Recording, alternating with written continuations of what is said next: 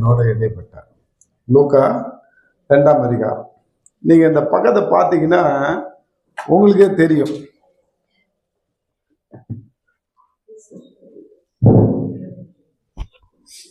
என் பைபிள பாருங்க, எப்படி இருக்கு? கொச கொசன்னு இருக்கா? அவ்வளவும் செய்திகள், அவ்வளவும் அநேக செய்திகளை இந்த பகுதியில கொடுக்கறது ஒண்ணுமே இல்லை என்னை பொறுத்த வரைக்கும். தலைவரே, இதுல எக்கப்பச்ச செய்தி கொடுத்துருக்கிறேன். இதையே திரும்பி நான் என்னன்னாக்கா அரைச்ச முறையா அரைக்க மாட்டேன். திரும்பி கொடுத்த செய்தியை கொடுக்க மாட்டேன். எங்க அதான் எனக்கு ஆண்டவருக்கு உள்ள அக்ரிமெண்ட். நான் திரும்ப நான் கொடுத்ததே கொடுத்துன்னு இருக்க மாட்டேன்.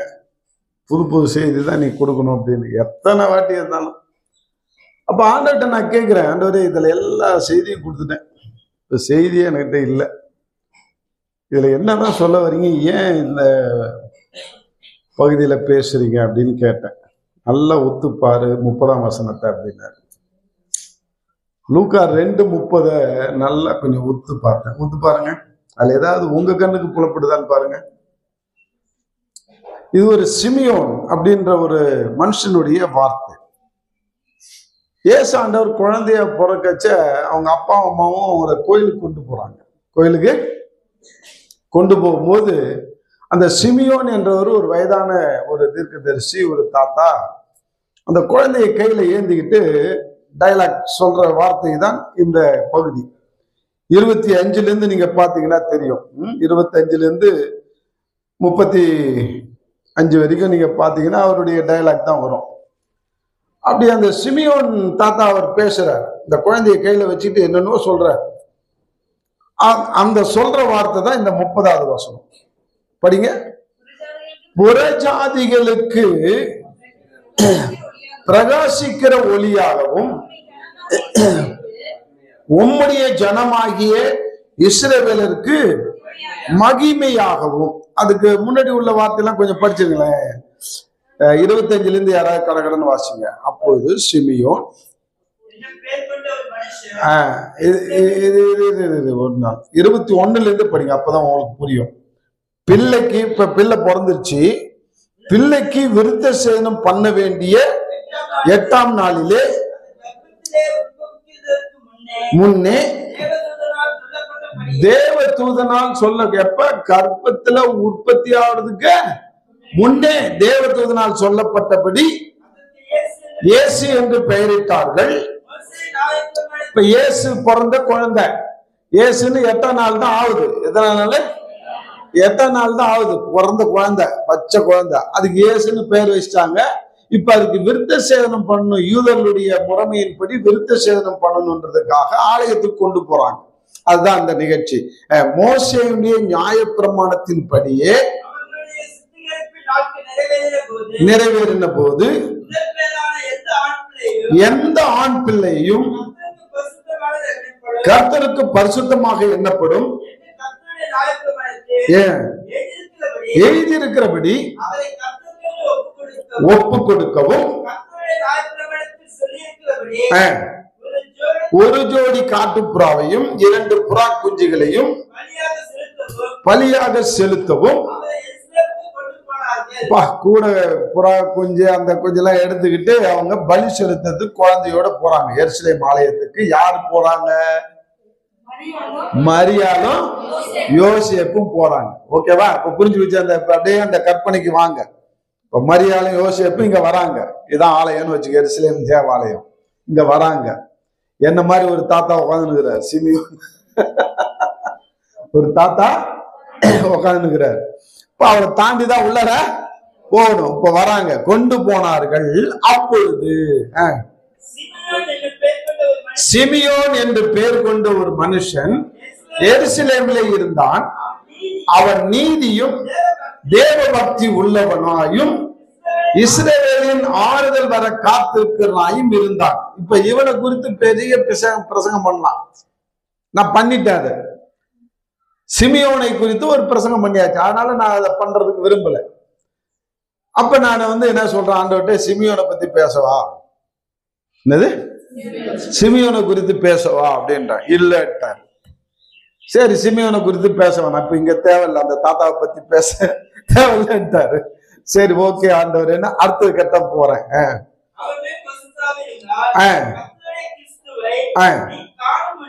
இப்ப பாரு, சிமியோன் மேல பரிசுத்த ஆவியானவர் இருந்தாரா. அடுத்து 26, கர்த்தருடைய கிறிஸ்துவை நீ காணும் முன்னே மரணம் அடைய மாட்டாய் என்று பரிசுத்த ஆவியினாலே அவனுக்கு அறிவிக்கப்பட்டது பட்டிருந்தது. அவன் ஆவியின் ஏவுதலினால் வந்திருந்தான். இயேசு என்னும் பிள்ளைக்காக நியாயப்பிரமாணத்தின் முறைமைப்படி செய்வதற்கு தாய் தகப்பன்மார் அவரை உள்ளே கொண்டு வருகையில், என்ன வருகையிலா, குழந்தைய கொண்டுட்டு வந்துட்டே இருக்கிறாங்க. இப்ப சிமியோனுக்கு ஆவியானவர் சொல்றாரு, டேய் தாத்தா, இவ்வளவு நாள் நீ காத்துட்டு இருந்தல்ல, உன் கண்ணு காண போகுது, போ ஆலயத்துக்கு போ, ஆலயத்துக்கு போ அப்படின்னு அந்த ஆளை உந்தி தடுத்தார். யாரு? பரிசுத்த ஆவியானவர் தர தர தரன்னு ஏத்து வருகிறார். யாரு? சிமியோன் தாத்தாவை. எங்க? ஆலயத்தின் வாசம் இல்லை. இப்ப இவங்களும் யோசிப்பும் மரியாதை என்ன செஞ்சாங்க? இவங்களுக்கு எதுவும் தெரியாது. இவங்க பாட்டுனே அந்த முறைமையின்படி அவருக்கு விருத்த சேனம் பண்றதுக்கு போறாங்க. இப்படி போகும்போது 2 பேர் சந்திக்கிறாங்க. படிங்க. இப்ப தாத்தா குழந்தைய பார்த்துட்டாரு. தாத்தா யார பார்த்துட்டாரு? குழந்தைய பார்த்துட்டாரு. பார்த்த உடனே தான் கையில வாங்கிட்டாரு. மரியாதையில இருந்து தன்னுடைய அந்த குழந்தைய தான் கையில வாங்கிட்டாரு. இப்ப குழந்தைய கையில வச்சுக்கிட்டு தான் சொல்றாரு, என்னன்னு, அவரை தன் கையில் ஏந்தி கொண்டு, எவரை? இயேசுவை, குழந்தையா இருக்கிற இயேசுவை தன் கையில் ஏந்தி கொண்டு தேவனை ஸ்தோத்தரித்து, ஆண்டவரே, உமது வார்த்தையின்படியே இந்த அடியானை இப்பொழுது சமாதானத்திலே போக விடுகிறேன்.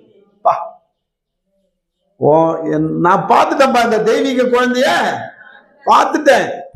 இதுக்கு மேல நான் செத்தாலும் பரவாயில்ல, என்ன போக விடு ஆண்டவரே, இதுக்காக இவ்வளவு நாளே காத்துட்டு இருந்தேன், இதை பார்க்கறதுக்கு தான் அப்படின்னு சொல்லிட்டு என்ன சொல்றாரு பாருங்க.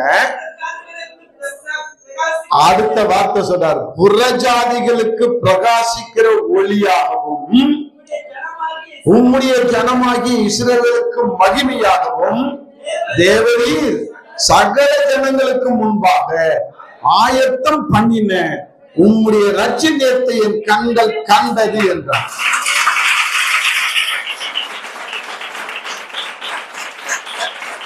எப்படிப்பட்ட ஒரு பாக்கியத்தை நான் பெற்றிருக்கிறேன், உம்முடைய ரட்சியத்தை என் கண்கள் கண்டனன்னு சொல்லிட்டு அடுத்து சொல்றாரு,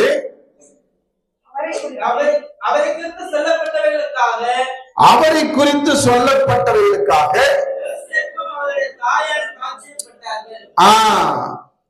அவங்க தாயாரு என்னடா இந்த தாத்தா என்னன்னு சொல்றாரு அப்படின்னு அவங்க 2 பேரும் யோசிப்போ மரியாளும் அப்படியே பாக்குறாங்க, ஆச்சரியமா பாக்குறாங்க. என்ன இருந்தாலும் என்னன்னு சொல்றாரு, அப்படி மகிமைன்றாரு, ஒளின்றாரு, அதுன்றாரு, ரட்சணியத்தை கண்கள் கண்டதுன்றாரு. இவங்களை பொறுத்த வரைக்கும் இது ஏதோ ஒரு குழந்தை, அதிசயமான குழந்தை, அவள்தான். ஆனா இவர் என்ன சொல்றாரு, ரட்சணியத்தை என் கண்கள் கண்டனன்னு சொல்லிட்டு ஏதோ சொல்றாரு அப்படின்னு அவங்க ஆச்சரியமா பார்த்தாங்க. பின்பு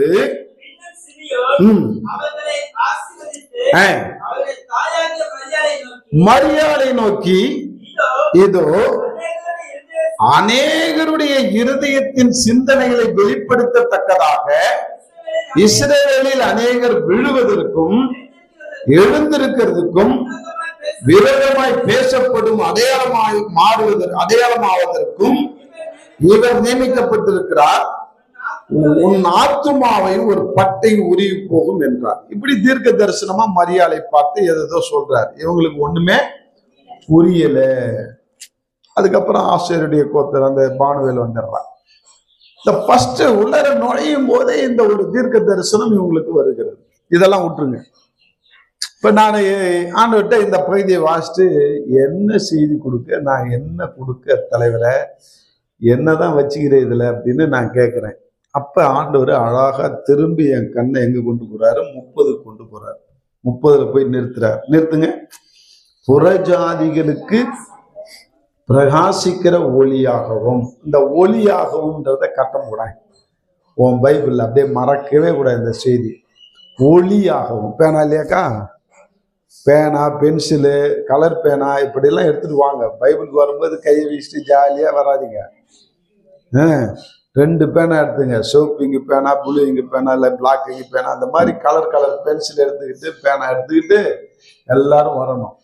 கட்டம் போட்டு நம்ம என்ன செய்யணும்? கட்டம் கட்டி இயேசுவை அடிக்கணும். அவர் நம்மள அடிப்பார். அப்புறம் கட்டம் போட்டு கட்டம் கட்டி நம்மள அவரு திரும்ப அடிப்பாரு. என்ன கட்டம் போடு, ஒளியாகும். கட்டம் போட்டியா? அடுத்தது, உம்முடைய ஜனமாகிய இஸ்ரவேலுக்கு மகிமையாகவும். அதை கட்டம் போடு. இப்ப இயேசு ஆண்டவர் இந்த உலகத்துக்கு வந்த நோக்கம் என்னன்றத சிமியோன் தாத்தாவை வச்சு ஒரு ஹிண்ட் கொடுக்கிறார். புரியுதா புரியலையா? இந்த குழந்தை புறஜாதிக்கு ஒளியா இருக்கும், தன்னுடைய சொந்த ஜனமாகிய இஸ்ரவேலர்களுக்கு மகிமையா இருக்கும். இப்ப புரியுதா புரியலையா? எனக்கு ஒண்ணுமே புரியல தலைவரே, என்ன இந்த இடத்துல ஒரு மாதிரியா பேசுறீங்க அப்படின்னு. அப்படியே ஒத்து பாக்குறேன். புறஜாதிகளுக்கு பிரகாசிக்கிற ஒளியாக. என்ன ஒளியாக? சும்மா சாதா ஒளி இல்ல, புறஜாதிகளுக்கு பிரகாசிக்கிற ஒளியாக. அடுத்தது, உம்முடைய ஜனமாகிய இஸ்ரவேலுக்கு மகிமையாகவும் இந்த குழந்தை விளங்குன்ற. அங்க ஒரு அழுத்தம் இருக்குதுன்னு அர்த்தம். அது அந்த உம்முல அப்படியே நின்றுட்டு இருப்பேன் நான். உம்முன்னு ஏன் வந்தது? அப்ப ஒளியாகவும் மகிமையாகவும் இந்த குழந்தை பிரகாசிக்கும். யாருக்கு? டிஃபரெண்ட் பீப்புளுக்கு. புறஜாதிகளுக்கு ஒளியாக விளங்கும், சொந்த ஜனங்களுக்கு, இஸ்ரவேல் ஜனங்கள் சொந்த ஜனங்களுக்கு மகிமையாக விளங்கும். புரியுதா புரியலையா? இப்ப அடுத்த கேள்வி, ஒளின்னா என்ன, மகிமைன்னா என்ன? இதுக்கு முன்னாடி இன்னொரு கேள்வி, புறஜாதின்னா யாரு, இஸ்ரவேல்னா யாரு? புரியுதா புரியலையா? இதுல இத்தனை கேள்விகள் இருக்குது. அடுத்தடுத்து கேட்கிறேன் தலைவர, இதுல விடக்கூடாது. இதுல ஏதோ ஒரு பொடி வச்சுக்கிறீங்க. ஏன் அவங்களுக்கு ஒளி என்னீங்க, இவங்களுக்கு மகிமை என்னீங்க? ரெண்டுத்துக்கு அர்த்தம் என்ன? ஒளின்னா என்ன, மகிமைன்னா என்ன, புறஜாதின்னா என்ன, இஸ்ரவேல்னா போட்டு குடஞ்சி எடுத்துட்டேன் அவரை. யார உண்டுலன்னு ஆக்கிட்டேன். உங்ககிட்ட வந்து செய்தி கொடுக்கறதுக்கு தலைவர் நானும் என்ன செய்யறோம், ஃபைட் பண்ணிட்டு இருக்கிறோம். அதுக்கு அர்த்தம் சொன்னார். புறஜாதின்னா யாரு அப்படின்னா, உங்களுக்கு தெரியுமா புறஜாதின்னா யார்? சொல்லுங்க. தேவனை அறியாதவங்க சொல்லிடுவோம். ரைட்டு. இஸ்ரவேல்னா யாரு? உங்க அக்கா, உங்க அம்மா வந்து எபிரேயர் படிச்சவங்க. இங்க எல்லாரும் எபிரேயர் படிக்கிறத சொல்லி கொடுத்துருப்பாங்கன்னு நான் நம்புறேன். நானும் ஏற்கனவே வந்து சொல்லி கொடுத்துருக்கிறேன்.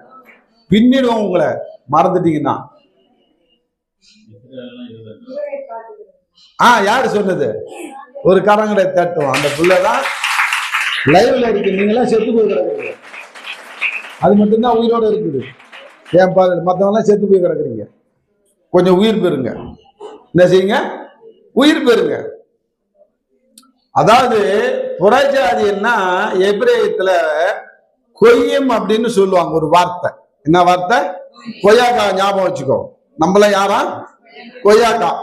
கொய்யும் கொய்யும் அப்படின்னு சொல்லுவாங்க. கொய்யும்னா நம்ம தமிழ் அர்த்தம் என்ன அப்படின்னாக்கா, முதுகை காட்டுகிறவர்கள். இங்க ஆண்டவர் இருக்கிறாருன்னா அவருக்கு நான் முதுகை காட்டிட்டு நிக்கிறேன், வேலைப்பாரியா அப்படின்ட்டு சொல்லு. புரியுதா? இப்ப புறஜாதினாக்கா யாரு? தேவனுக்கு முதுகை காட்டுகிறவர்கள். நல்லா எழுதிக்கோ, பைபிள்ல எழுதிக்கோ, அப்பதான் நீ மறக்கவே மாட்ட. புறஜாதிகள் என்றால் என்ன அப்படின்னு போட்டு, முதுகை காட்டுகிற தேவனுக்கு முதுகை காட்டுகிறவர்கள் புறஜாதிகள். அதுக்கு கொய்யும்னு பேரு. அதுக்கு என்ன பேரு எபிரேயத்துல? இதெல்லாம் கத்துக்கோ, ஜெனரல் நாலேஜ். இப்ப நம்ம எல்லாம் யாருன்னா தேவனுக்கு முதுகை காட்டி கொண்டிருக்கிற புறஜாதிகள். ரைட்டா? இப்ப இஸ்ரவேலர் அப்படின்னாக்கா எபிரேயத்துல என்ன எழுதி இருக்குது அப்படின்னாக்கா, யெகூதா அப்படின்னு எழுதியிருக்கு. அவங்களுக்கு என்னன்னு சொல்லுவாங்களா? யெகூதா அப்படின்னு வாங்கலாம். யெகூதா அப்படின்னாக்கா தேவனுக்கு நேராக முகமுகமாய் முகத்தை தரிசிக்கிறவர்கள் என்று அர்த்தமா. தேவனை முகமுகமாய் தரிசிக்கிறவர்களுக்கு யெகூதா அப்படின்னு பேரு. இப்ப முகத்தை தரிசிக்கிறவர்கள் பாக்கியவானா, முதுகை காட்டுகிறவர்கள் பாக்கியவானா? யாரு? ஆமா. இன்னைக்கு நாமெல்லாம் ஒரு புறஜாதியாய் இயேசு ஆண்டவருக்கோ அல்லது தேவனுக்கு நம்ம முதுகை காட்டி கொண்டிருந்தோம். வேற எதையோ நம்ம தெய்வம்னு பார்த்துக்கிட்டு ஓடிக்கிட்டு கிடந்தோம். அதானே உண்மை. புறஜாதியா இருந்த நாம உண்மையான தேவனை முகத்தை தரிசிக்காம எதையோ கண்டதெல்லாம் தெய்வம்னு சொல்லிட்டு கொண்டதெல்லாம் காட்சி, கண்டதெல்லாம் காட்சி, கொண்டதெல்லாம் கோலான்னுட்டு நாம எது பின்னாடியே நம்ம ஓடிட்டு இருந்தோம். பாம்பு பின்னாடி, பட்சி பின்னாடி, விலங்கு பின்னாடி, மரத்து பின்னாடி, மட்டை பின்னாடி, மனுஷன் பின்னாடி, இப்படி ஓடிட்டு கிடந்தோம். இவங்களெல்லாம் தெய்வம்னு சொல்லிட்டு கிடந்தோம். ஆனா நம்மள என்ன செஞ்சாரு? அதெல்லாம் தெய்வம் கிடையாது, நான் மட்டும்தான் தெய்வம், என் முகத்தை பாடுறா அப்படின்னு உன் முதுகை திருப்பி அவருடைய முகத்தை காண வச்சார். ஆமே. இன்னைக்கு நம்ம யார் முகத்தை தரிசிக்கிறோம்? உண்மையான தேவனுடைய முகத்தை. யாருடைய முகத்தை? இன்னைக்கு நம்ம பள்ளியும் பட்சியும் நம்ம என்ன செய்யல, பார்க்கல. என்னன்னா பள்ளி போச்சுன்னா ஒரு பருந்து போச்சுன்னா ஐயோ அப்படின்னு, அதெல்லாம் படைக்கப்பட்டவைகள் எல்லாம் தெய்வம்னு வணங்கிட்டு இருந்தோம். படைத்தவரை விட்டு விட்டு, சிருஷ்டிகரை விட்டு விட்டு, அவரால் சிருஷ்டிக்கப்பட்டதையெல்லாம் தெய்வம்னு வணங்கிட்டு இருந்தோம். அதான் முதுகை காட்டுகிறது. முதுகை காட்டுறதுன்னா உன் முதுகை காட்டுறன்னு நினைச்சுக்காத. புரியுதா புரியலையா? முதுகை காட்டுறதா முதுகு காட்டுறது கிடையாது. படைத்த இறைவனை விட்டு விட்டு அவரால் படைக்கப்பட்ட சிருஷ்டிகளை நாம் தெய்வம் என்று வணங்கினோம். மரத்தை கும்பிட்டோம், கல்லை கும்பிட்டோம், மண்ணை கும்பிட்டோம், கடலை கும்பிட்டோம், காற்றை கும்பிட்டோம், நெருப்பை கும்பிட்டோம், பள்ளியை கும்பிட்டோம், பட்சியை கும்பிட்டோம், பாம்பை கும்பிட்டோம், குரங்கை கும்பிட்டோம், யானையை கும்பிட்டோம், மாட்டை கும்பிட்டோம். இதெல்லாம் ஆண்டவரால படைக்கப்பட்டவைகள். மனுஷனை கும்பிட்டோம், அவன் காலை கழுவி குடிச்சோம், இவன் தான் தெய்வம்னு அறியாமல் தானே செஞ்சோம். இப்ப நம்மெல்லாம் அந்த உண்மையான தேவனை அறியும்படியாக நம்முடைய முதுகை அப்படியே திருப்பி நம்ம முகத்தை அவர் முகத்துல பிரகாசிக்கும்படியா நம்ம செஞ்சார். இன்னைக்கு நம்ம அவரை முகமுகமா ஏற்றுக்கொண்டோம். இந்த பாக்கியம் நமக்குள்ள வந்துருச்சு. இது எப்படி வந்தது? இதுதான் இப்ப கதை. எதையோ தெய்வம்னு கும்பிட்டு இருந்தன்னா எப்படி இயேசுவை ஏற்றுக்கொண்ட? நீ எப்படி ஏற்றுக்கொண்ட? அது கொஞ்சம் நினைச்சு பார்க்கணும். கொஞ்சம் நினைச்சு பார்க்கணும். அப்ப இங்க புறஜாதிகளுக்கு வெளிச்சமாக, ஒளியாக அவர் இருந்திருக்கிறார். ஏசாண்டவர் இந்த உலகத்துல வந்த நோக்கம் என்னன்னா, அவரை அறியாத அநேகர் இன்னைக்கு படைக்கப்பட்டதெல்லாம் தெய்வம்னு நம்பிட்டு இருந்த அவங்களுக்கு ஒளியாக இருக்கிறார். ஆமே. இப்ப தன்னுடைய சொந்த ஜனம், முகத்தை பார்க்கிற இஸ்ரவேல் மக்கள், அவங்க எல்லாம் இயேசுவை ஏற்றுக்கொண்டாங்க. உண்மையான தெய்வனை தெரிஞ்சுக்கிட்டாங்க. அவர் குரலை கேட்டாங்க. ஆபிரகாம் மூலமாக அந்த சந்ததி உருவாகி வேர் பிரிக்கப்பட்டு இன்னைக்கு உண்மையான தேவனை, யெகோவா தேவனை அறிந்து கொண்டு அவர்களுக்கென்று ஒரு சட்ட திட்டத்தை வகுத்து கொண்டு அவர்கள் வாழ்ந்து கொண்டிருக்கிறார்கள். அவர்கள் பேர் தான் இஸ்ரவேலர்கள். நாங்கெல்லாம் முகத்தை பார்க்கிறவங்கன்னு பெருமை அடிச்சிட்டு இருக்கிறாங்க. என்ன அடிச்சிட்டு இருக்கிறாங்க? பெருமை அடிச்சிட்டு இருக்கிறாங்க. எங்களுக்கு தெரியாத சத்தியமா? நாங்க தான் சத்தியத்தை கரைச்சி குடிச்சிருக்கிறோம், சத்தியத்திலே வாழுறோம், நாங்க தான் தேவனுக்கு உகந்த பிள்ளைகள், நாங்க தான் தேவனை அனுதினமும் என்ன செய்யறோம்? முகத்தை பார்க்கிறோம், தேவனும் நாங்களும் ரொம்ப வெட்டா இருக்கிறோம் அப்படின்னு இருக்கிற அந்த இஸ்ரவேல் ஜனங்களுக்கு ஒளியா வரல. என்னவா வந்தாராம்? மகிமையா வந்தாருங்க. இந்த இடம் தான் ரெண்டு தான் கான்ட்ரவர்ஷன் ஆச்சு. அவங்களுக்கு ஒளியா தானே இவர் வந்திருக்கணும். ஏன் அவங்களுக்கு ஒளியா வரல? ஏன் அவங்களுக்கு மகிமையா வந்தாரு, இவங்களுக்கு ஒளியா வந்தாரு? இதுதான் என்னுடைய கேள்வி, கொஸ்டின்.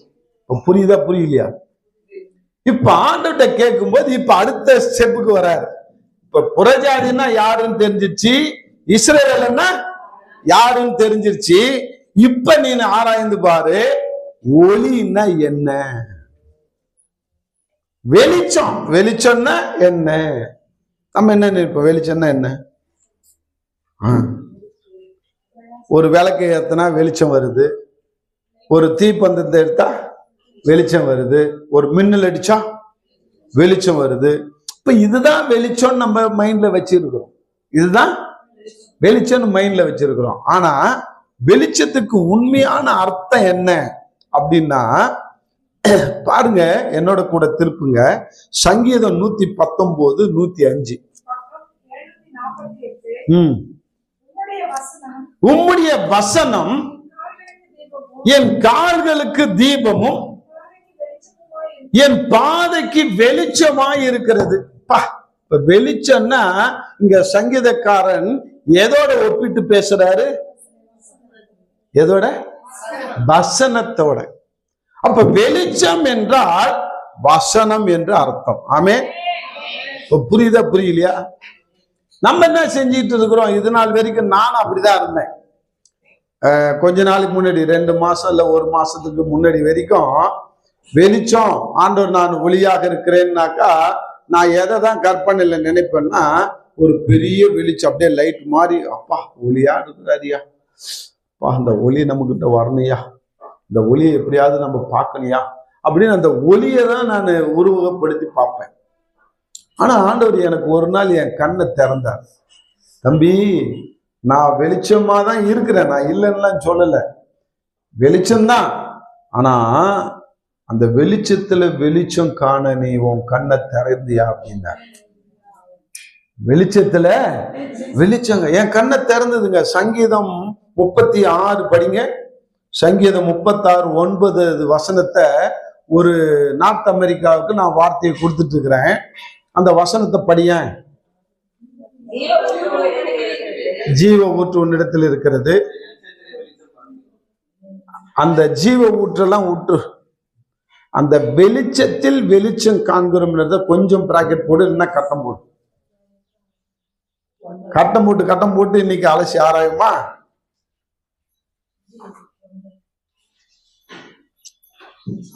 போட்டியா? பேனா எங்க? இல்ல, அந்த அக்காட்ட கடை வாங்கி போடு. வெளிச்சத்திலே வெளிச்சம் காண்கிறோம். இதுக்கு என்ன அர்த்தம்? நான் வார்த்தை கொடுத்துக்கிட்டே இருந்தேன். வெளிச்சத்திலே வெளிச்சம் காண்கிறோம், வெளிச்சத்திலே வெளிச்சம் காண்கிறோம். ஏதாவது தெரியுதா? அப்பதான் எனக்கு ஒன்றும் புரியல. தலைவரை சரண்டர் ஆயிட்டேன். வெளிச்சத்திலே வெளிச்சம் காண்கிறோம்னாக்கா தாவீது வெளிச்சத்துல வெளிச்சத்தை காண்றாரு, நான் காணணுமே. அப்பதான் சொன்னாரு, சாத்ராக் மேஷாக் ஆபேத்நேகோ ஞாபகம் வருது? என்ன செஞ்சாங்க? அவங்கள தீயில போட்டாங்க. அது பேர் என்ன? தீ எப்படி இருக்கும்? அக்னி வெளிச்சமா இருக்கும், அப்படியே தக்க தக்க தக்கன்னு இருக்குதா? அந்த ராஜா வந்து பாக்குறான், அந்த வெளிச்சத்துல ஒரு வெளிச்சத்தை பார்க்கலாம். யார பாக்குறான்? வெளிச்சத்துல ஒரு வெளிச்சம் பிரகாசமா இருக்குது, அது உலாவிட்டு இருக்குது. அப்படியே 3 பேரோட மொத்தம் 4 பேரை பார்த்தான். அந்த 4வது மனுஷன் வெளிச்சத்துல வெளிச்சமா இருக்கிற மாதிரி, அவரை மாதிரி ஒரு பிரகாசம் எவனுமே இல்லையேன்னு சொல்லி அதை பார்த்தான் பாரு. டேய், என்னடா இது, உள்ளர ஒருத்தவன் வெளிச்சத்துல வெளிச்சமா இருக்கிறாரு, அவர் யாரு? அதாங்க வெளிச்சம். புரியுதா? அப்பதான் ஆண்டவரே அவரு பார்த்தாரு, ராஜா புண்ணியமா உன்னை பார்த்துட்டாரு, வெளிச்சத்துல வெளிச்சத்தை பார்த்தாரு. நான் பாவி, நான் வெளிச்சத்துல வெளிச்சம் காண எனக்கு ஏதாவது கிருபை பாராட்டேன் அப்படின்னு சொல்லி நான் அவர்கிட்ட கெஞ்சிட்டு இருக்கிறேன். இப்போ வார்த்தை கொடுக்கிறார், நான் தான் வெளிச்சம்னா என்ன அர்த்தம் தெரியுமா? போடா, சங்கீதத்துல சொல்லி இருக்கிறேன்ல, என் கால்களுக்கு தீபமும் என் பாதைக்கு வெளிச்சமா இருக்கு. எது?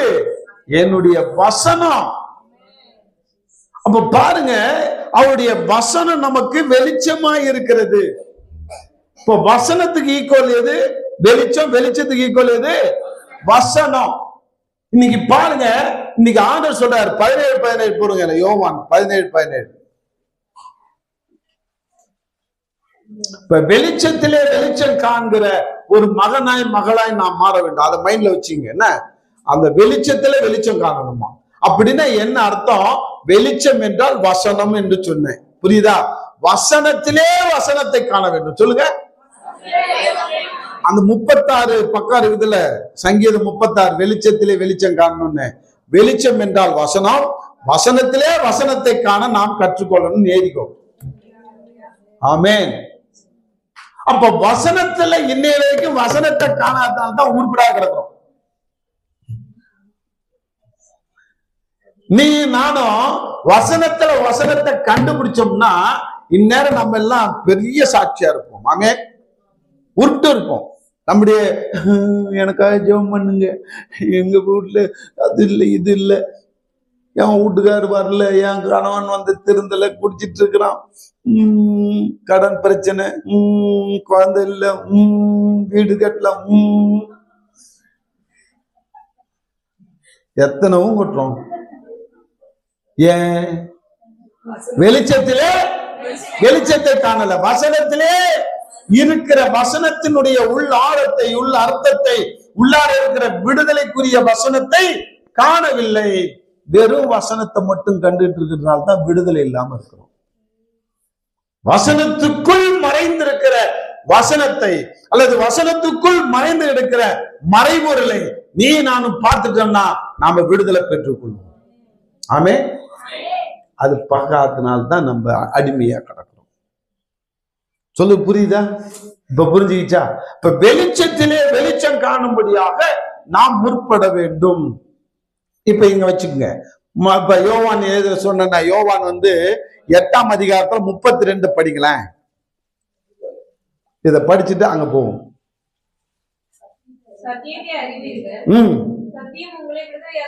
சரி, ரைட். இப்ப எத்தனை வருஷமா சர்ச்சுக்கு வர? ஹலோ, எத்தனை வருஷமா வர? ஏன் விடுதலை இல்லைன்ற? ஏன் பாவத்திலிருந்து விடுதலை இல்ல? அதுல இருந்து கோபத்திலிருந்து விடுதலை இல்ல, எனக்கு இச்சையிலிருந்து விடுதலை இல்ல சொல்றோமா இல்லையா? எனக்கு ஒரு போன் வந்துச்சு. என்னுடைய செய்தி வந்து இப்ப ஜாய் டிவி, அப்புறம் ஜெயம் டிவி இதெல்லாம் வருது. ஆண்டவர் சித்தம்னா எல்லா டிவிலையும் வரணும்னு நீங்களும் ஜோம் பண்ணுங்க. அதுக்கு யாரும் ஸ்பான்சர் கிடைக்கணும்னு ஜோம் பண்ணுங்க. ஏன்னா காசு கொடுத்தாதான் டிவில போடுவான். 2 டிவில போறதுல இவ்வளவு ரிசல்ட். ஜாய் டிவில வருது. யாரோ ஒரு மனுஷன் அதை பாத்துக்கிறாரு. ஞாயிற்றுக்கிழமை 6:45 to 7 மணிக்கு வருது ஜாய் டிவில. ஞாயிற்றுக்கிழமை மாலையில 6:45 இருந்து 7 மணி வரைக்கும் 1/4 மணி நேரம் தான் அந்த நிகழ்ச்சி. அதே ஜெயம் டிவில சனிக்கிழமை புதன்கிழமை 7 இருந்து 7:15 வரைக்கும் வருது. குறிச்சு வச்சுட்டு பாக்கணும்னா பாத்துக்கோ. அப்ப அந்த டிவில வரக்கூடிய அந்த நிகழ்ச்சியை பார்த்துட்டு எனக்கு ஒரு போன் கால் வருது. திருப்பத்தூர்ல இருந்து ஒருத்தர் பண்றார். திருப்பூர். ஐயா, நான் வந்து ரோமன் கேத்தலிக் பேக்ரவுண்டு, நான் இத்தனை வருஷமா இருக்கிறேன், எனக்கு 67 வயசு ஆகுது. எத்தனை வயசு? 67 வயசு ஆகுது. நான் திருப்பூர்ல இருக்கிறேன். எனக்கு குடும்பத்துல ரொம்ப கஷ்டம். என் 36 வயசுல என் பையனுக்கு கல்யாணம் ஆகல. அடுத்தவன் 33 வயசு, அவனுக்கு கல்யாணம் ஆகல. கடன் பிரச்சனை, வீட்டுல சண்டை சாடி. எனக்கு இச்சையிலிருந்து விடுதலை இல்லை. எனக்கு என்ன இருந்து விடுதலை இல்லை? இப்ப நீங்க சொன்ன செய்தி எனக்கு பொருந்துது, என் மனசு உடைச்சுது. அதனால்தான் உங்களுக்கு உடனே போன் பண்றேன். நான் தான் அந்த யோனா செய்தி நீங்களும் கேட்டுக்கிறீங்க.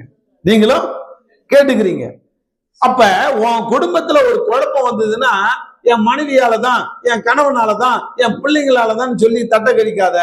நான் தான் அதுக்கு காரணம். சொல்லு. அந்த ரெஸ்பான்சிபிலிட்டி நீ எப்ப ஏத்துக்கிறியோ அப்போ உன் குடும்பத்துல விடுதலை கிடைக்கும், உனக்குள்ள இருந்து விடுதலை கிடைக்கும். அப்ப நீ என்ன செய்யற? அடுத்தவனை குற்றம் சாட்டிட்டு உட்கார்ந்துக்கிற. நீ என்ன பெரிய நீதிமான் மாதிரியும் அடுத்தவங்களாம் சரியில்லை மாதிரியும். அன்பான்ல அந்த காரியம் நமக்குள்ள இருக்கக்கூடாது. அப்ப இந்த ஆளு நான் தான் அந்த யோனான்னு உடனே இவருக்கு குத்திட்டு போன் பண்றாரு. நான் தான் அந்த யோனா, நான் இச்சையில இருக்கிறேன், இன்னுமே எனக்கு இச்சையிலிருந்து விடுதலை இல்லை. 67 வயசு. எத்தனை வயசு? 67 வயசு. நான் எத்தனையோ ஃபாதர்ன்னு வாங்கல, ஆர்சியில ஃபாதர்ன்னு வாங்க, அவங்க வீட்டுல போய் பாவ சங்கீர்த்தனம் பண்ணுவான்.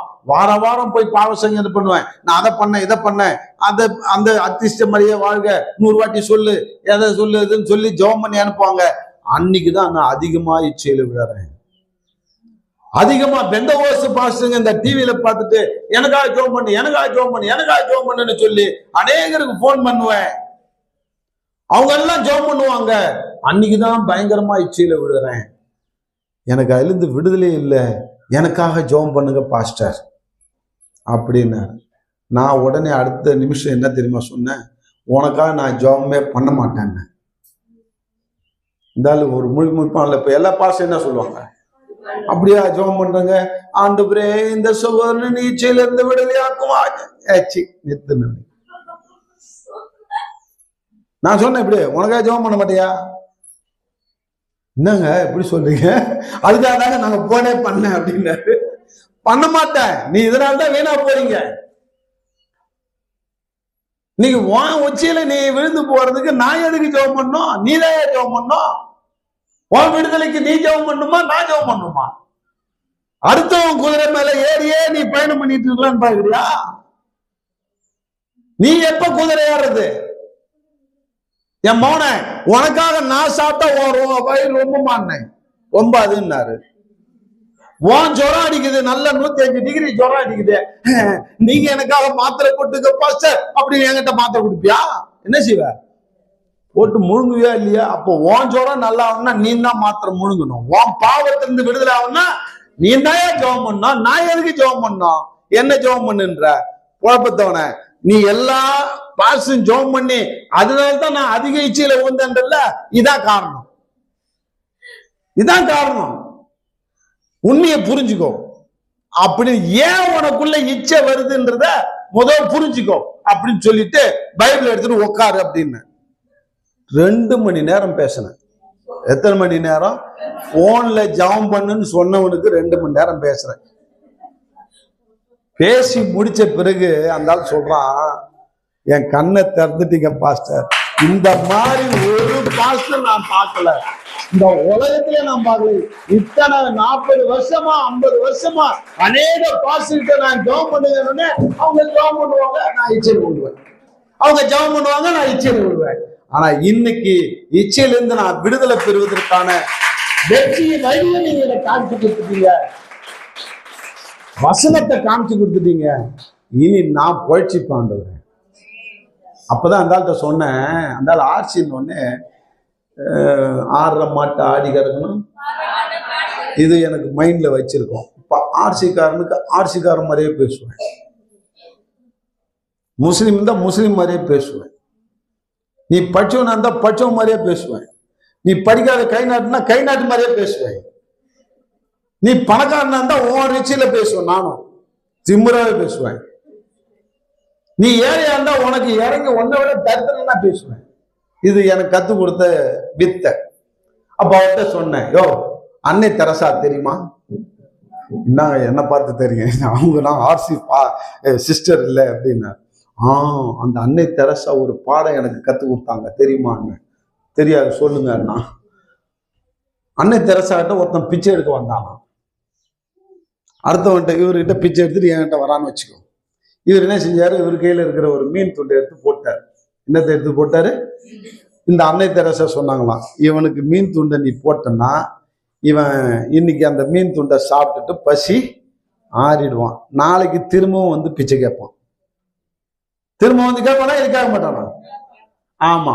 இப்ப இவனுக்கு நீ மீன் துண்டு போடுறதை விட மீன் பிடிக்க கற்றுக் கொடுத்துட்டுன்னா,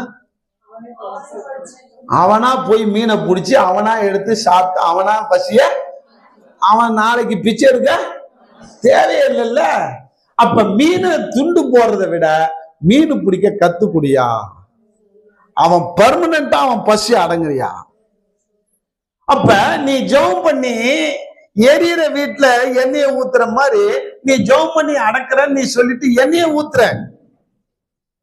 எல்லா பாசுகளும் இதுல இருந்து நான் சொல்றேன், எல்லா பாசும் தெரிஞ்சுங்க, ஜபமே பண்ணாதீங்க. நான் திரும்ப திரும்ப சொல்றேன், என்ன கெட்டவன் நினைச்சாலும் நீதான், நான் லூசு பையன் நினைச்சாலும் நீதான். நீ ஜெபம் பண்றதுனால அவன் என்ன செய்யற, இன்னும் தூண்டி விடுறான் அவன் பாவத்துக்கு. அவனுக்கு பக்கபலமா இருக்கிற அவன் இன்னும் நாளைக்கு பாவத்தை செஞ்சுட்டு வந்து துணிகரமா எனக்கு ஜெபம் பண்ணு பாஸ்டர்னு வந்து நிற்பான். ஜெபம் பண்ணாத, அவன் பாவம் ஏன் பண்றான்றத உணர்த்து. அவன் இனி பர்மனண்டா பாவம் செய்யாதபடிக்கு அவனை வழிய காமிச்சு கொடு. அதுதான் மீன் பிடிக்கிற கத்து கொடுக்கிற கதை. உனக்கு கத்து கொடுக்கட்டுமான்னு, ஐயா சொல்லுயா, உட்காந்து 2 மணி நேரம் ஆச்சு கத்து கொடுக்க. எத்தனை மணி நேரம்? வேலைக்கு போய் கிடக்குற பாஸ்டர் நான். எந்த ஒரு போன் காலுக்கா 2 மணி நேரம் செலவு போடுவானா? எந்த ஆண்டவரே இவர் இருக்க இச்சையில இருந்து விடுதலை கொடுங்க. ஆமென். சரிங்க பாஸ்டர், சரிங்க. இப்படி செய்யாம 2 மணி நேரம் அவனை போட்டு எடுத்த உடனே, வறுத்து எடுத்த உடனே அவன் சொல்றான், உங்க மக்கள் எல்லாம் கொடுத்து வச்சவங்க.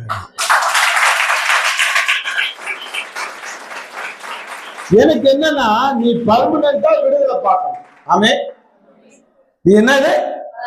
பர்மனன்ட் விடுதலை. டெம்பரரி விடுதலை தேவையில்லை. இயேசு ஆண்டவர் நமக்கு பர்மனன்ட் விடுதலை கொடுக்கதான் வந்தார். ஆமென். ஆனா நாம என்ன செய்யறோம்? அடுத்தவங்களை டிபெண்ட் பண்ணியே, அடுத்தவங்க குதிரை ஏறியே டெம்பரரியான விடுதலை பெற்றுக்கொண்டு திரும்ப திரும்ப அழுகிட்டு இருக்கோம். பாசு எனக்கு ஜெபம் பண்ணு, எனக்கு ஜெபம் பண்ணு, உடனே போன் வைக்கிறது. இந்த போன் வந்ததுல இருந்து அன்பாவில்லை, அந்த மாதிரி இனிமே நீங்களும் கேட்காதீங்க. எந்த பாஸ்டர் ஜெபம் பண்ணாலும் ஏத்துக்காதீங்க. அவன் உதட்ட அளவில் தான் பண்றான். எது அளவு தான் பண்றான்? உனக்கு விடுதலையே கிடைக்காது. விடுதலைக்கான வழியை சொல்லி கூடான்னு கேளு. ஜெபம் பண்ணுன்னு கேட்காத.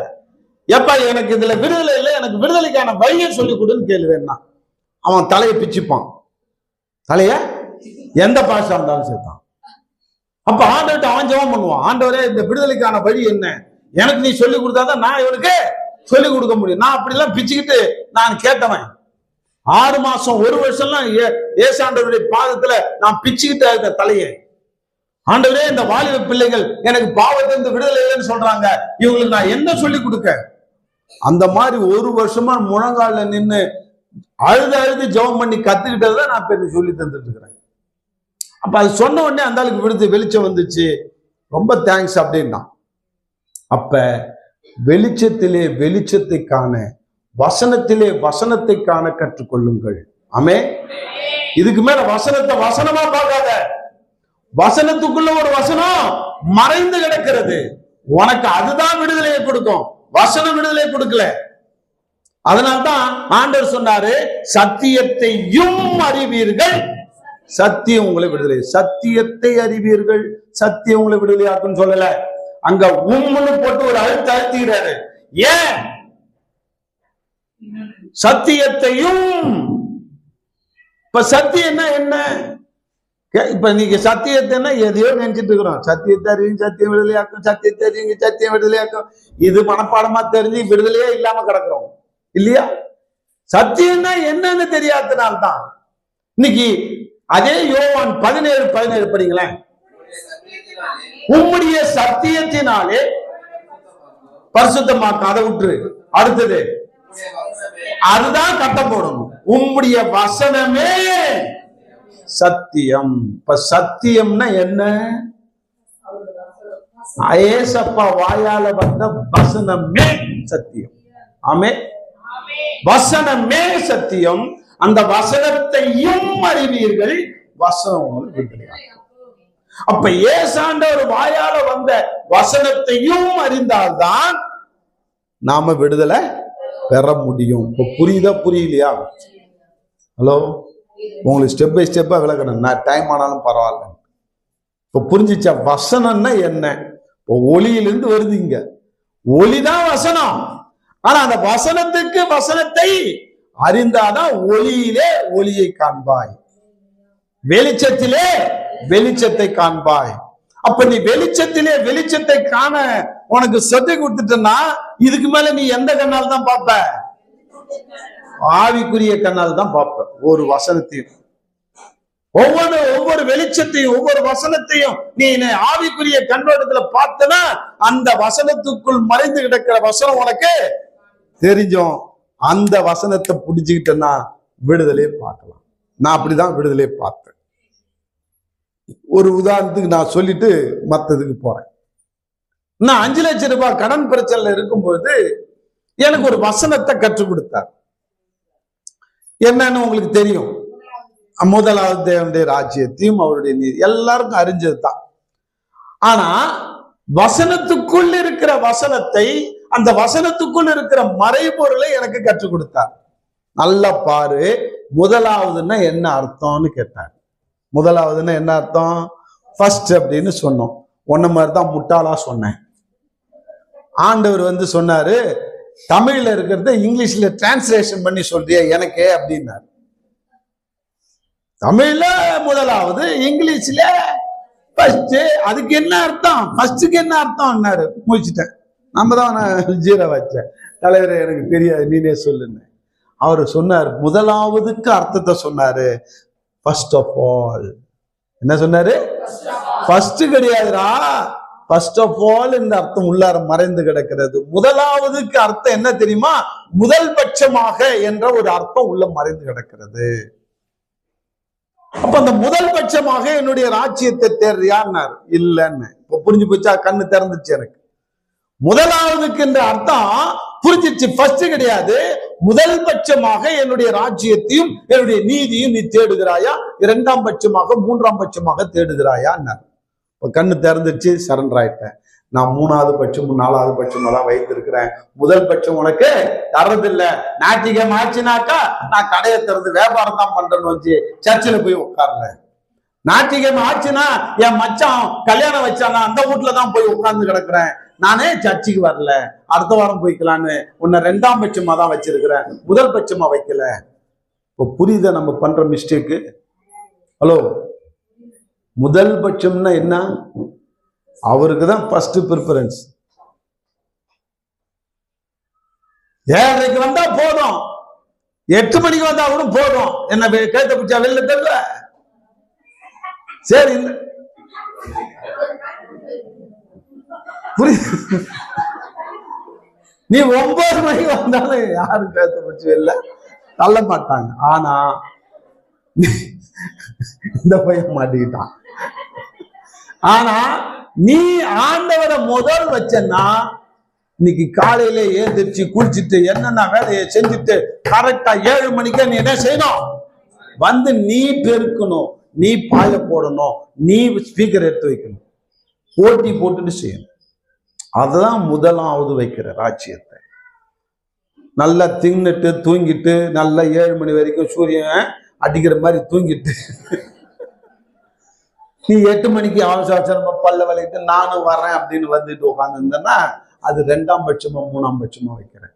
அதனால்தான் குறைவுபட்டு இருக்கிறோம்.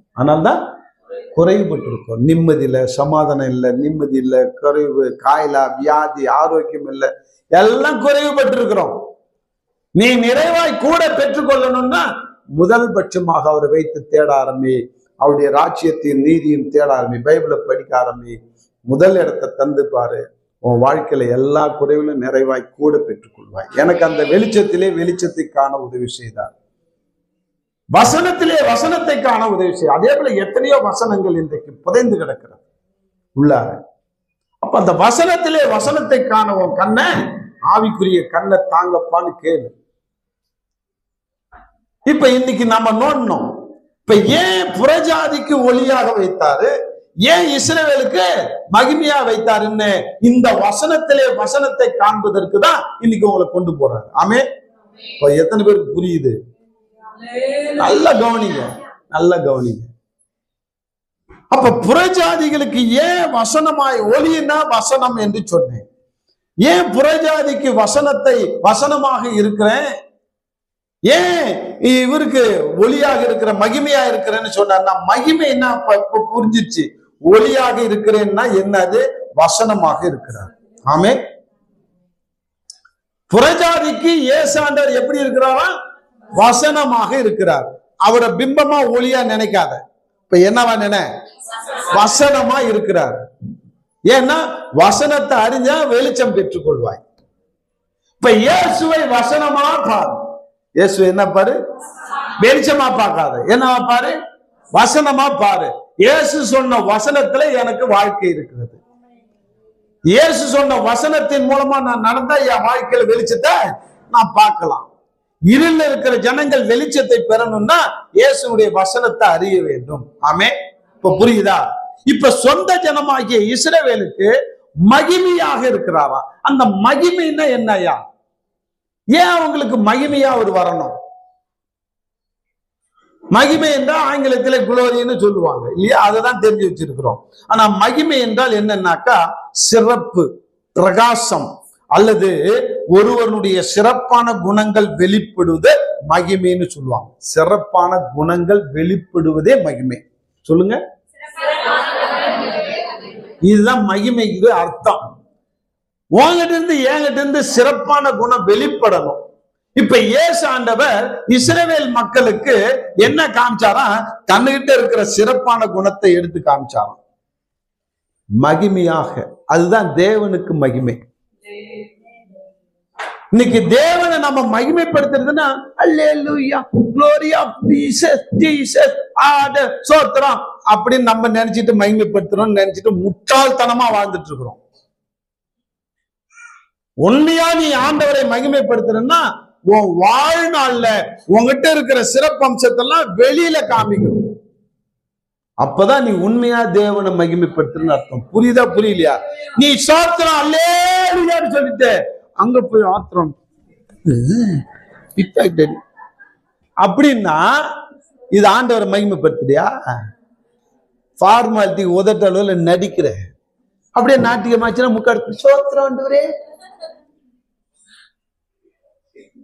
இப்ப மருமவ ஒரு மண் சட்டியை உடைச்சிட்டான். மூதேவி உன் வீட்டுல இருந்து எடுத்து வந்தியாத உடைச்சிட்டிய அப்படின்னு நீ மூதேவின்னு அவளை திட்டினா அதே மாவை உடைச்சிருச்சுன்னு வச்சுக்கேன். சரி மாவள பரவாயில்ல நம்ம வேற வாங்கிக்கலாம். இது புரியுதா புரியலையா? கிறிஸ்தவர்கள் நான் திரும்ப திரும்ப சொல்றேன். ஒரு அம்மா இருக்குது. ஒரு அம்மா என்ன செஞ்சது? அது ஒரு சர்ச்சுக்கு போறோம், ஒரு பெரிய பாரம்பரிய சர்ச்சுக்கு போற ஒரு அம்மா. அதுக்கு மருமகனும் இருக்கிறா, மவனும் வீட்டுல இருக்கிறான். 2 பேருமே வீட்டுல இருக்கிறாங்க. மவன் வந்து டெல்லியில வேலை செய்யறான். அதனால மருமக வீட்டுல இருக்கிறான். அவ ஆபீஸுக்கு போறான். அவ ஒரு வேலை செய்யறான் மருமக. ஆனா வாழா வெட்டியா மக வந்து வீட்டுல உட்காந்துக்கிறான். வாழா வெட்டியா மக வந்து இது நடந்த சம்பவம். அந்த மவளை அப்படியே தாங்குது தாங்குது. கீழே காலை பாவ விடாது. சாப்பிட்டியா தூங்குனியா அப்படி தாங்கும். மருமவளை அப்படி கொடுமைப்படுத்துது. ஒரு நாள் மருமவ லேட்டா வரா. 7 மணிக்கு எப்பயும் வரவ 8 மணிக்கு வரா. என்னன்னு கேட்டா ஆடிட், அவங்க ஆபீஸ்ல ஆடிட் நடக்குது. அதனால அந்த கணக்கு வழக்கெல்லாம் கொடுத்துட்டு வர்றதுக்கு லேட் ஆயிடுச்சு. வரும்பொழுது பஸ்ஸில் ஜன்னல் ஓரத்துல உட்காந்து வந்ததுனால காத்துல என்ன செய்யும்? முடியெல்லாம் பறந்துடும். அப்படி வந்து பறக்க பறக்க வரா. இது உட்காந்து நிற்குது. இப்படி பார்த்துட்டு என்ன லேட்டு, எவன் கூட சுத்திட்டு எவன் கூட படுத்து கிடந்து வர, தலையெல்லாம் கலைஞ்சு கிடக்குது. புரியுதா புரியலையா? மொதல் வரிசையில முக்காடு போட்டுட்டு சோத்திரம் சோத்திரம் சோத்திரம்னு சொல்றாம்மா. நாம மொதல் வரிசையில முதலா உட்காரும். 8 மணிக்கு ஆறாதுன்னா 7:45 போய் உட்காந்து ரொம்ப பயபக்தி அந்த சபையே மெச்சிக்கிற மாதிரி நடக்கும். இந்த அம்மா மாதிரி ஒரு எஸ்தர் ஒரு அம்மா இல்ல. 7:45 வந்து முக்காடு போட்டு சோத்திரம் சோத்திரம் சோத்திரம் சோத்திரம்னு சொல்லிட்டு இப்படிப்பட்ட சபையில அப்படின்னு சொல்லி சபையை அலங்கரிக்கிற அந்த அம்மா அதனுடைய வேஷம் எங்க கலையுதுன்னா மருமக லேட்டா வந்தோடனே வீட்டுல எவங்க கூட படுத்துக்கிறது வந்தேன்னு கேக்குது. இதுதான் ஆண்டவரை மகிமைப்படுத்தா? சொல்லுங்க. உன் கிரியையில மகிமைப்படுத்தணும். இயேசு ஆண்டவர் இஸ்ரவேலருக்கு தெரியாத சத்தியம் கிடையாது.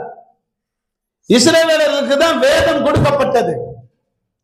இஸ்ரவேலருக்கு தான் 5 தோராவும் கொடுக்கப்பட்டது. 5 ஆகமங்களும் கரைச்சி குடிச்சிட்டு வந்தவன். அவனுக்கு சத்தியத்தை சொல்ல வரல, சத்தியமாய் வாழ்ந்து அவனுக்கு காண்பிக்க வந்தார். அதனால்தான் மகிமைப்படுத்தினார். கிரியில காண்பித்து சத்தியம்னா இதுதான், நான் நடக்கிறேன் பாரு, இதுதான் ஆண்டவரை மகிமைப்படுத்துறது அப்படின்னு இஸ்ரவேலருக்கு மகிமைப்படுத்துறதுன்னா தன் வாழ்க்கையில அந்த சத்தியத்தின்படி நடக்கிறது தான், கிரியில காண்பிக்கிறது தான் ஆண்டவரை மகிமைப்படுத்துறதுன்னு இஸ்ரவேலருக்கு மகிமையாக வந்தாரு. புறஜாதிக்கு வசனமே தெரியாம இருந்த புறஜாதிக்கு வசனமா வந்தார். புரியலையா?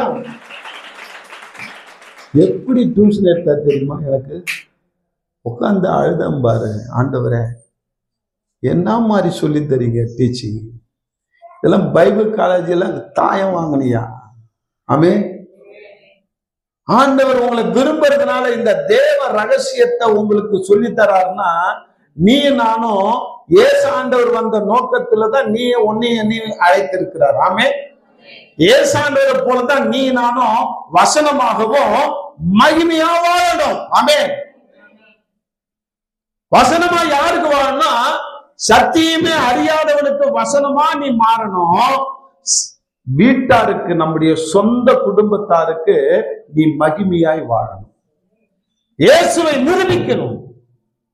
என் வாழ்க்கையில இயேசுவை நிரூபிக்கணும். நான் கனி கொடுக்கிற ஜீவன். அந்த வசனத்துல நிறைய எழுதிட்டு வந்த அதெல்லாம் பார்க்கறது நேரம் இல்லை. நீ உன்னுடைய நடக்கையை பார்த்து பார்த்து, உன்னுடைய கிரியை பார்த்து பார்த்துதான் அவர்கள் இயேசுவிடத்திலே வர வேண்டும். யாரு? சொந்த ஜனங்கள். சொந்த ஜனங்கள் சொல்லுங்க. சொந்த ஜனங்கள் உன்னுடைய வாழ்க்கையை பார்த்து, உன்னுடைய கிரியை பார்த்து, அதுதான் தேவனை அவங்க மகிமைப்படுத்தணும். ஆண்டவரே, இந்த இயேசு எனக்கு வேணுயா, இந்த இயேசு எனக்கு வேணும்னு சொல்லி வரணும். அப்ப கிறிஸ்தவர்களுக்கு மத்தியில நீ மகிமையாய் வாழ வேண்டும். புறஜாதிகளுக்கு மத்தியில நீ வசனமாகவே வாழ வேண்டும். ஆமே. இந்த ரெண்டு காரியத்தை நீ செய்யணும்னா போதும். ஒன்ன வச்சு என்ன வச்சு பெரிய காரியத்தை செய்வோம். இன்னைக்கு நாம எப்படி இருக்கிறோம் அன்பானே? நாம எப்படியாக வாழ்கிறோம்? கொஞ்சம் யோசிச்சு பாருங்க. இன்னைக்கு நீ நான் எப்படி வாழறோம்? நீ வசனமாகவே நீ வாழ வேண்டும். ஆமே. ஒண்ணுல வசனத்தை படிக்கணும், ஒண்ணுல வசனத்தை பார்க்கணும். புறஜாதிங்க அதே போல சொந்தக்காரங்க ஒண்ணுல கிறிஸ்துவை பார்க்கணும். என்னத்தை பார்க்கணும்? கிறிஸ்துவனுடைய கிரியை பார்க்கணும். இவ்வளவு அன்பா இருக்கிறாங்க, இவ்வளவு தாழ்மையா இருக்கிறாங்க, இவ்வளவு பொறுமையா இருக்கிறான், இவக்குள்ள ஏதோ ஒரு மாற்றம் இருக்குது. இயேசுனார் வந்ததுனால்தான் என் மருமகளை அடிச்சுக்க முடியல. என் மருமவை எனக்கு கற்று தருகிறார். பொறுமைய, சகிப்புத்தன்மை எனக்கு கற்று தருகிறார். மருமகளை பார்த்து மாமியார் ஏசாமிட்ட வரணும், மாமியாரை பார்த்து மருமக ஏசாமிட்ட வரணும். அன்பாலே, இன்னைக்கு சொந்தக்காரங்க, உங்க அப்பா அம்மா எல்லாம் உன்னுடைய நடக்கை, உன்னுடைய கிரியை பார்த்து வரணும். நாங்க MDO படிச்சுட்டு இருந்தோம், அக்காவும் படிச்சாங்க. அப்ப நாங்க பட்டிமன்றம் வச்சோம். என்ன வச்சோம்? அதிகமாய் ஏசாண்டுகிட்ட விசுவாசத்தினால வராங்களா, கிரியினால வராங்களா, சுவிசேஷ சொல்றதுனால வராங்களா, கிரியை காண்பிக்கிறதுனால வராங்களா அப்படின்னு நான் தான் நடுவரா வேற உட்காந்துட்டேன். நீ சுவிசேஷ சொல்றதுனால அநேகர் வரல ஏசாமி.